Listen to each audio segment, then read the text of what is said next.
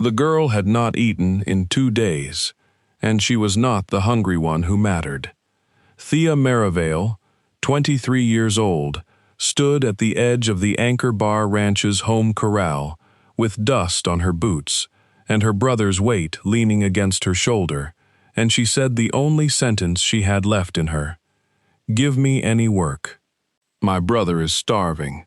I'll do anything you've got, so long as there's food in it." The man she said it to was not the rancher. He was the segundo, the ranch's foreman, a broad-shouldered 34-year-old named Weston Thorncroft, and he had been checking a gelding's shoe when the words hit him like a dropped horseshoe.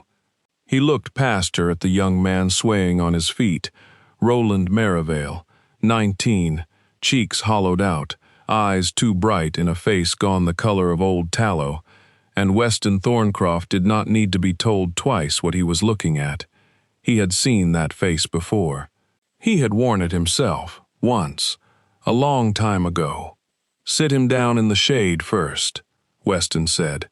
"Then we'll talk about work." That sentence would change 3 lives before the season was out, though none of them knew it yet. The Merrivale homestead, 40 miles north in the dry country above the Truckee benchlands of Nevada, had failed the way so many failed in those years, not all at once, but in a slow unraveling that took 2 full seasons to finish, 2 summers without enough rain, a well that dropped lower every August until it dropped for good. Their mother, Ada Merrivale, had died of a fever the winter Thea was 16, peaceful in her sleep with both children at her bedside. Their father, Elias Merrivale, had held the place together 3 more years on stubbornness alone, walking the dry fields at dawn, as though staring at them hard enough might call the water back. It was Elias who did not wake up one March morning, worn through in the quiet way exhausted men sometimes are, his heart simply finished with the effort. He went peacefully, in his sleep, and Thea had always been glad of that much, that the land had taken everything else from him, but not that. What the land took after that was the deed itself.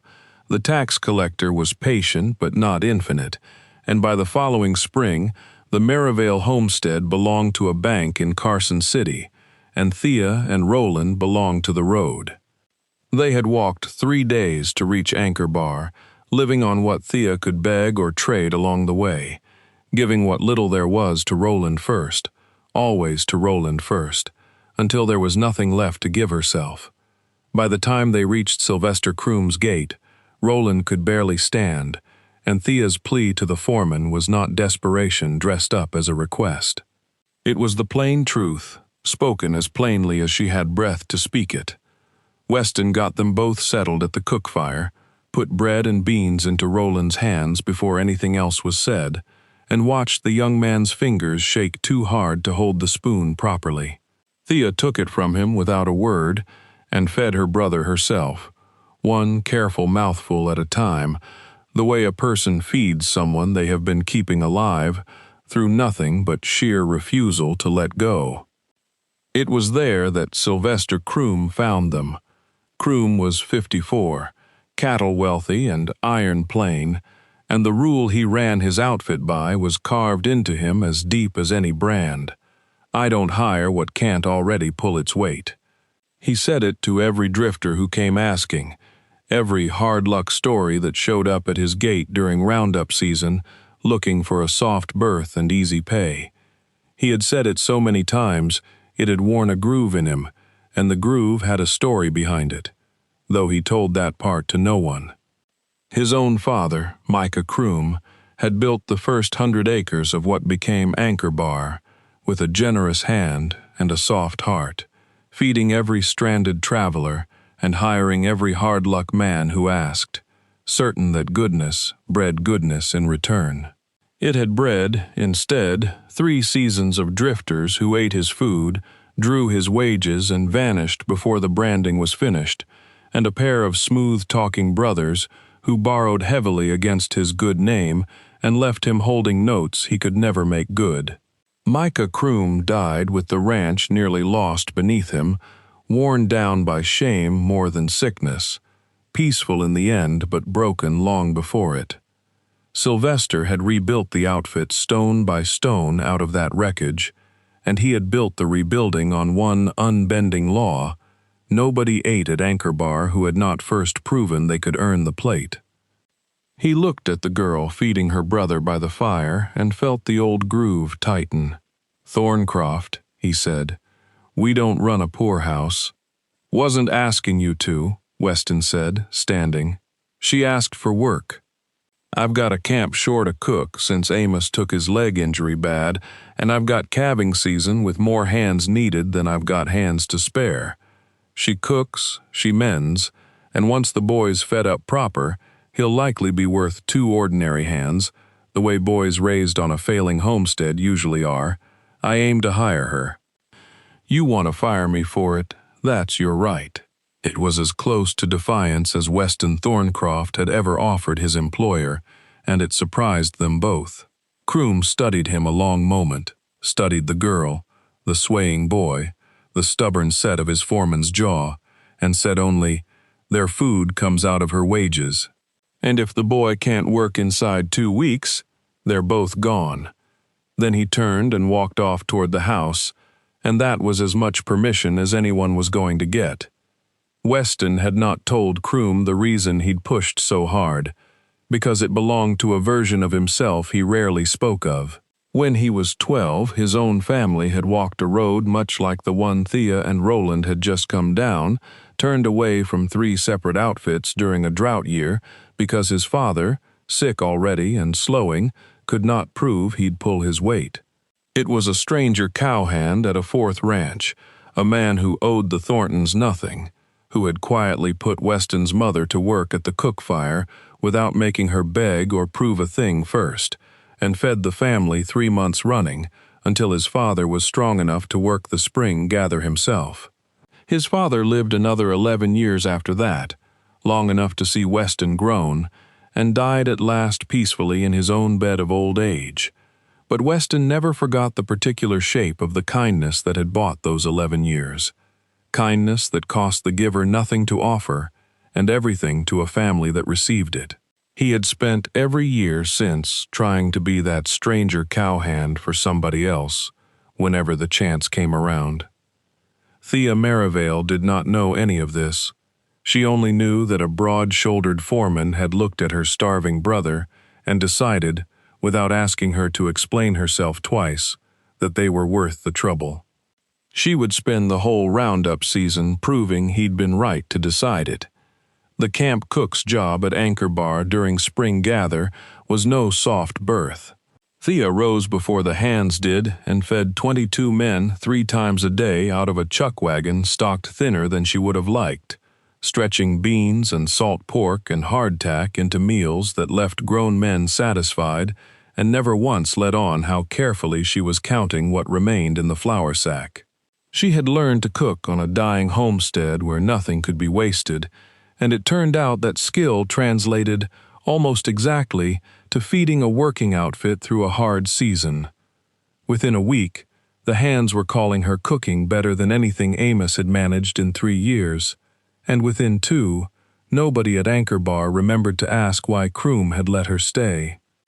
There was a night, early on, when one of the older hands, a leathery rider named Dutch Holland, who had seen every kind of hard-luck story come through a bunkhouse door, muttered over his plate that the outfit didn't need charity cases slowing down a working gather. Thea heard it, said nothing, and simply set a second helping in front of him without comment. She did the same the next night, and the night after that, until Dutch Holland stopped muttering and started, without ever quite admitting it, saving her the best cuts of firewood from his own pile each morning before she rose. It was the kind of quiet truce ranch people made all the time, settled in gestures instead of apologies, and nobody ever called it anything but ordinary. Roland recovered slower, but he recovered. The first few days he could do little more than mend harness sitting down, his hands shaking too badly for anything requiring strength. Thea watched him with her jaw tight, and her eyes wet more nights than she let anyone see. But food and rest are patient medicine, and by the second week Roland Merrivale was standing straighter, eating a full man's portion, and asking Weston for real work instead of the easy chores he'd been given out of mercy. Weston gave it to him, fence mending first, then night herding. Then, when it became clear the boy had a gift for reading cattle that no amount of teaching could account for, a permanent place among the riders. Roland worked like a man repaying a debt he intended to clear in full, because that was exactly what he believed he was doing. He never asked for anything beyond his wages. He never once mentioned the 2 days he had not eaten so his sister could. But work alone would not be what finally moved Sylvester Croom. It happened in the 4th week, during a flash flood that came down Antelope Wash without warning, on a night when half the outfit was strung out along the creek bottom, moving cattle to higher pasture. Croom himself was caught in it. His horse spooked at the sudden roar of water, threw him against a boulder, and left him half drowned and badly broken in the leg, pinned against a cut bank with the water still rising around him and no one close enough to hear him call. It was Roland who found him, hazing a knot of strays back from the wash when lightning showed him the shape of a man pressed against the bank. He did not stop to ask whose employer he was pulling free of the current. He simply did it, wrestling Croom onto the saddle in front of him and getting them both to solid ground before the water climbed any higher. He carried Croom 3 miles back to the home ranch through driving rain, and Thea, roused from the chuck wagon, spent the rest of that night setting the broken leg by lamplight with hands that did not shake, cleaning wounds and holding cold cloths to a fevered brow until dawn, exactly as carefully as she had once nursed her own dying homestead's hopes, exactly as carefully as she had fed her starving brother 1 spoonful at a time. She did it for a man who had told his foreman, in her hearing, that he did not run a poorhouse. She did it without being asked. She did it expecting nothing back. Croom lay abed, 3 weeks mending, and in all that time he watched the 2 of them from his window, the girl who owed him nothing pausing at his door, twice a day with broth she'd made thinner for herself so there'd be enough for him, the boy who'd pulled him from the wash, going straight back out, to do a full day's riding, without a word of the rescue to anyone, as though saving his employer's life had simply been the next chore on a list. Nobody at Anchor Bar was told to be grateful to Sylvester Croom for anything. Nobody performed a debt in front of him. They simply kept doing the work, and kept setting aside a share for him, the way they had clearly always done for each other, long before he had any part in it. It was the plain, unasked-for shape of it that finally reached him. His father's ruin had come from strangers who took kindness and gave nothing back. What lay in front of him now was the opposite of that entirely. 2 people who had asked for nothing but the chance to earn their keep, and who gave far more than was owed the moment owing stopped being the question. The old rule cracked before Croom ever said a word about it. When he was well enough to stand at the porch rail during the branding week gathering, with most of the outfit present, Sylvester Croom said the thing he had never once said in 30 years of running Anchor Bar. "I built my rule on men who took what they didn't earn," he said, plain and rough, looking at no one in particular and everyone at once. "I never once made room in it for the difference between a beggar and a worker. These 2 taught me that difference the hard way, and I mean to spend the rest of my years making up for how long I took to learn it." He did not weep in front of them, being the kind of man who wouldn't, but his voice caught once, on the word learn, and every hand present understood exactly what it cost him to say it. He gave Roland Merrivale a permanent rider's contract with a share in the spring calf crop, the first such offer he had made to any hand in a decade. He deeded Thea the small cook's cabin outright, told her Anchor Bar's kitchen was hers for as long as she wanted it, and quietly doubled the wage Weston had first offered her, back paid to her first day. He never called it charity, because it was not charity. It was payment, at last, for something he had been receiving all season and had been too proud to see. Weston Thorncroft watched all of it from the corral fence with a look on his face Thea had learned, by then, to recognize, the look of a man who had been waiting a long while to see somebody else understand what he had understood since he was 12 years old. When the gathering broke up, he found her by the chuck wagon and did not make a speech of it, because that was not his way either. "Your father would have been proud of the both of you," he said. "I expect I am too, for what that's worth." "It's worth a good deal," Thea said, coming from the man who fed us first and asked questions later.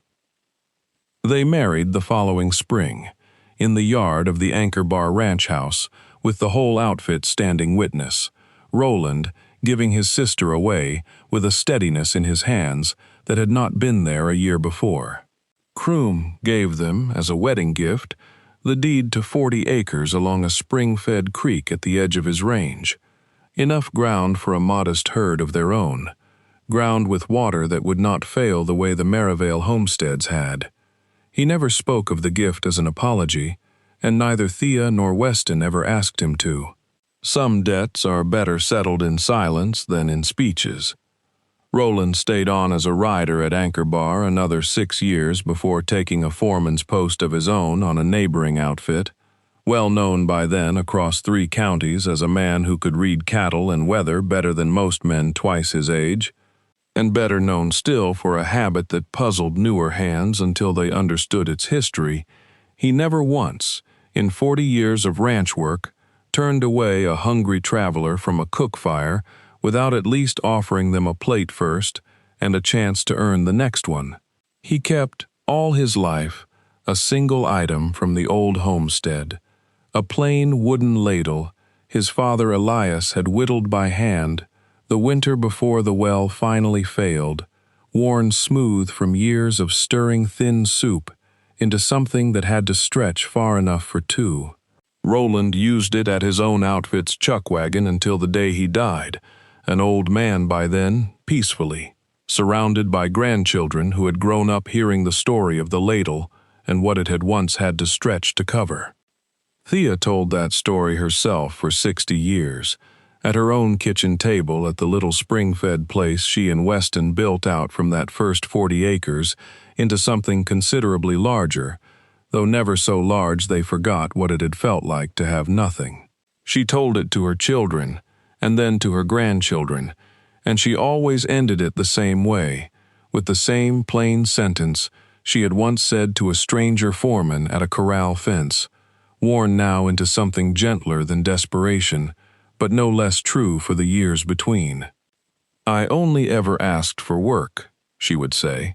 "It was the cowboy who decided nobody at his fire would go hungry again, and he never once let either of us forget we'd earned our place at it."